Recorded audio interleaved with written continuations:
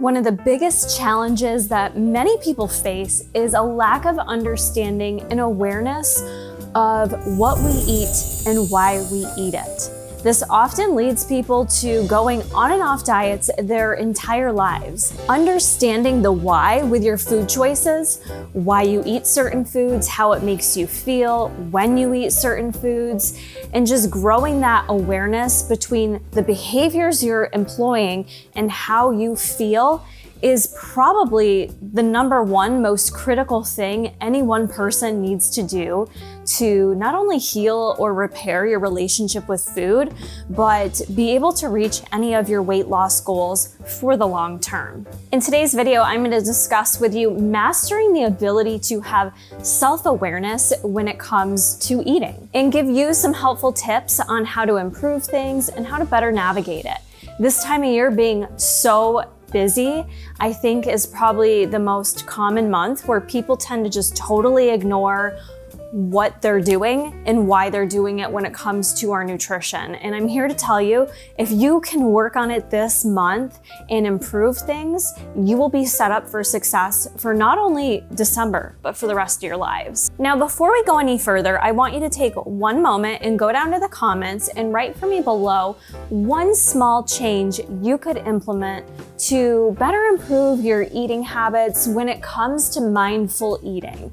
Now, if you're not really sure what mindful eating is, don't worry, I'm gonna go into detail into that a little bit later in this video, but for now, go ahead and leave that down in the comments. This is a safe space, no hate or negativity will be allowed, and I think what you will find by listing out one thing below, someone else is probably gonna have the same goal as you for what to improve upon, and you're gonna find some other like-minded friends below down in the comments. How do you even know if you have a good relationship with food or not? That's a valid question. Some of us are uncertain. I, for example, felt like post-competition world in bodybuilding, that was something that really impaired my relationship with food. I came out of my competition phase just feeling somewhat uncertain in what I was doing and why, regardless of how educated I was in nutrition, I was so out of touch with my body, what it needed, and what the heck I was doing. So if you feel that way, you are not alone. These questions are really gonna help you think more in terms of how you view food and how it impacts your everyday life. And why this is important real quick, we always want to focus on weight loss, physique goals, and that's cool. I'm all about that too. But before you can actually successfully achieve those things, it's really critical that you have the best relationship with food and your body as possible. It's just gonna make this whole process a lot easier, and it's gonna make this more into a lifestyle versus just a phase in your life. Do you find yourself reaching for specific foods when you're feeling certain emotions? Do you categorize food as good or bad? How well do you recognize your body's hunger cues in terms of feeling hungry and feeling full? What does your specific eating environment look like? If you do go ahead and eat something quote unquote unhealthy, how does that make you feel? How do you strike a balance between indulging in your favorite foods and maintaining a healthy diet? Now, before I go through some tips on how to start healing your relationship with food and how to start working on some of these things I just posed to you as questions, make sure that you are subscribed to the channel because I am really going to be diving into this type of information, not only throughout the month of December, but continuing on forward. I know this is information that is really critical for many of you to not only have for yourself, but maybe share with your friends and your loved ones to kind of start reframing your mindset about how you're viewing food, how you're viewing your body, and really where to begin when it comes to being successful for the long term. So how to even begin to improve your relationship with food? My number one advice for you is to start to focus on mindful eating. Mindful eating is truly a practice that involves being fully present anytime you're eating. It involves being present with the food that you're eating and the environment that you're eating in, just feeling all the sensations that you can feel during that time, whether it is external stimuli coming in through the environment, or it's how you feel while you're eating that actual food. It's listening to your body's internal cues about what it's telling you, how you're feeling, really focusing on the flavors of the food, the aromas, everything involved. So it's really encouraging you to take a step back from our busy lives, from multitasking, sitting down with your meal and being fully present, and also beginning to cultivate an environment that it feels good to sit down and eat in. So it's kind of the broad overview of mindful eating, but starting to think about this practice and implement it more, I think could be the number one thing that could help you, especially during the month of December. So by implementing some of these mindful eating practices and just getting back to basics, that's something you can take with you wherever you go. Whether it's going to Aunt Susie's and you have no idea what she's cooking, whether it's going to your work parties, whether it's going home for the holidays, whatever it may be, mindful eating is a practice you can utilize wherever you go and with whatever food you eat. So I want to break down a little bit more on mindful eating and easy ways that you can implement this practice into your everyday life. So the first thing is really sitting down with your food and savoring the flavor, savoring the taste, focusing on the textures, looking at the appearance of your food, and having an appreciation for it. I will never not see a difference when I do this versus when I don't. When I'm just rushing through and I'm eating because I have to eat. And understood, sometimes we have to do that. I do understand that, but it's really trying to create this mindfulness more oftentimes than not. Similar to choosing healthier foods versus unhealthier foods. It's that balancing act. I think sometimes it's an easy example to think about when someone else makes you a meal. I'm so used to Jason making me meals all the time. But you know how sometimes a sandwich or whatever it may be just tastes so much better when someone else makes it for you? It is real nice because you didn't have to do the act of making the food, but you just tend to have a greater sense of appreciation for it, for the presentation, for how it tastes, for how it looks. There's something about someone giving you that little bit of time back in your day to make you that sandwich that you sit down and you go, man, that sandwich looks good. It tasted better. You just tend to take more time for appreciation, right? Try to do that even when you make your own meals. Give yourself that moment to just take it all in. This is something that's helped me out a lot more now that I'm eating a lot of my meals from home. I'm taking more time to not necessarily prepare my meal, but when I'm putting it all together, I'm taking that little bit of extra effort, that little bit of extra time, even if it's an extra 5 minutes, to really make the presentation what I want it to be. I've been making these huge bowls of salads at night with all kinds of yummy stuff in there, and I could be a slob about it, but instead I have been just making the presentation almost look like a restaurant, just like the waiter or waitress just came out and handed it to me. So I always kind of present myself with the salad how I would want it if I was going out to dinner and paying for that dinner. And by doing that, it just makes me have a better appreciation for the food. I take a moment, I'm like, ooh, that looks so good. I get my little Instagram photo. I just sit there and I look at her and I just appreciate it. And then when I eat it, I feel more satisfied. I think I take the time for me, I am a texture person. So I've learned from mindful eating that I like textures, and having multiple different textures within one meal creates greater satisfaction for me with that meal. And it may not for you. Everyone's meal satisfaction can come from different things. But for me, certainly the presentation of it and the textures and just appreciating the flavors and kind of slowing down with that really helps me to feel more satisfied, which leads me into the next one, which with mindful eating, creating a slower eating process. So it is slowing down with your chewing, it's slowing down with your eating versus feeling like someone's gonna steal your food is kind of how I look at it. Sometimes the dogs eat like they're mad at it or like someone's gonna steal it. I don't want you to eat that way. No one's gonna steal your food. Take enough time to slow down and eat. I know we're so rushed, we're so busy, but if your health and if your nutrition is priority to you, then start to make this a little bit more of a priority with slowing down. The more you slow yourself down, the greater it lends itself to being able to recognize your hunger and fullness cues. It does take a full 15 minutes for that signal to get to the hypothalamus of your brain to say, hey-oh, getting a little full over here, time to slow it down.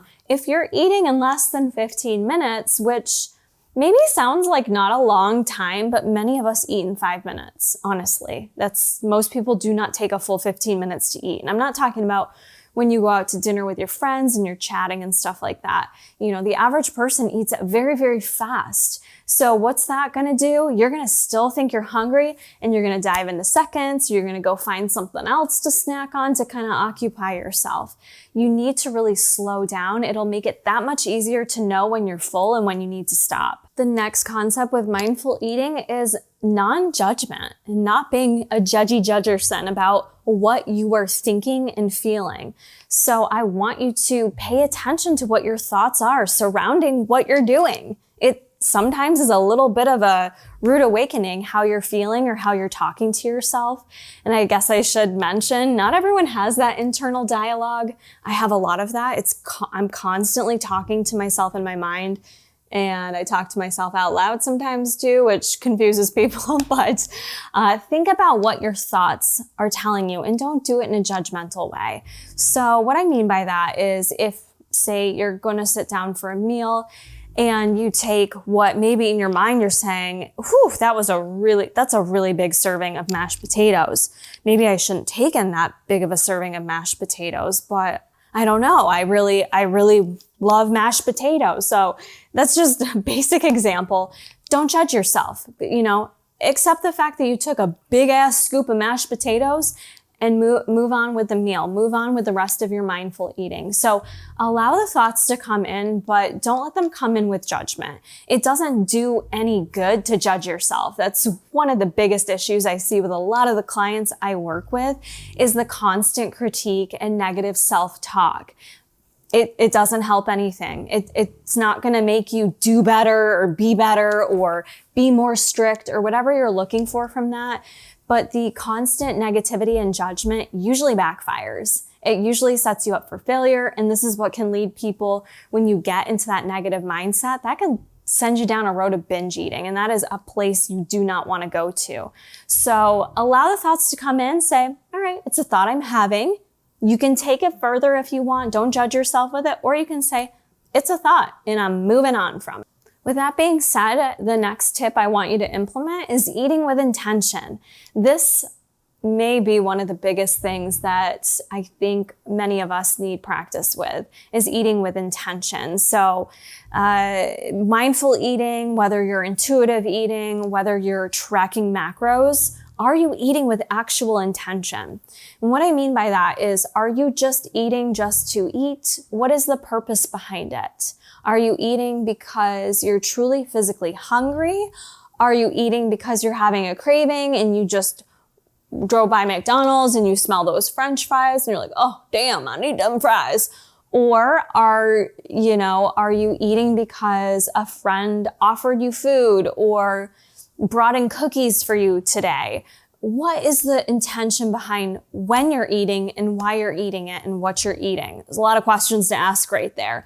Being more intentional with what you're doing and why sometimes is the biggest difference that you need to implement. It's a big change. It's a lot. It feels like a lot at first, but being able to create that awareness of what you're eating and why. Am I choosing to eat pizza right now because I'm craving it? And I know if I just handle this pizza craving, I'm going to be good to go. Or are you eating the pizza because you are pissed off?